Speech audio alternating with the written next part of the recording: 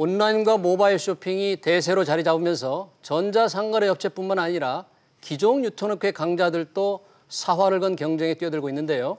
적자를 감수하더라도 일단 투자부터 늘리자는 분위기가 확산되고 있다고 합니다. 지금 어떤 상황인지 장지연 기자와 함께 자세히 짚어보겠습니다. 장 기자, 투자를 하려면 자금이 있어야 될 거잖아요. 어떻게 마련을 하고 있습니까? 네, 전통의 유통 강자 롯데와 신세계는 갖고 있던 부동산을 팔고 현금을 쥐는 방식을 선택했습니다. 부동산은 절대 팔지 않겠다던 과거의 입장에서 급선회한 건데요. 롯데쇼핑은 부동산 운용 펀드사인 롯데리츠를 설립해서 백화점 4곳을 포함해 부동산 10곳을 넘겼고 매각 대금으로 현금 1조 원을 확보했습니다. 특히 롯데쇼핑은 롯데 강남점과 롯데리츠 지분 50%를 맞바꿨는데요. 매각 대금도 챙기면서 동시에 소유권도 안정적으로 가져가게 된 겁니다. 이마트는 점포 13곳을 9,500억 원에 팔았습니다. 매각은 하되 다시 임차하는 계약을 맺어 임대료만 부담하게 된 건데요. 이런 방식은 지금 갤러리아 백화점도 현재 추진 중에 있습니다.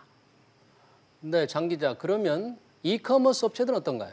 네, 매각할 자산이 없는 이커머스 업체들은 외부에서 자금을 끌어오고 있습니다.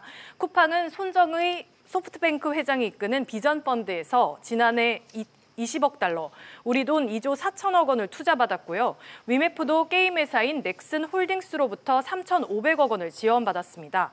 대기업 계열이긴 하지만 SSG닷컴 역시 외부 투자자들에게 7천억 원을 받았습니다. 네, 이렇게 확보한 현금을 어디에 쓴다는 계획인가요? 네, 현재는 온라인 물류 시스템 구축이 핵심입니다. 국내 온라인 쇼핑 거래액은 지난 10월 한 달 동안에만 12조 원에 육박했습니다. 얼마나 빠르게 물건을 확보해서 배송할 수 있느냐가 사업 성공의 관건인데요.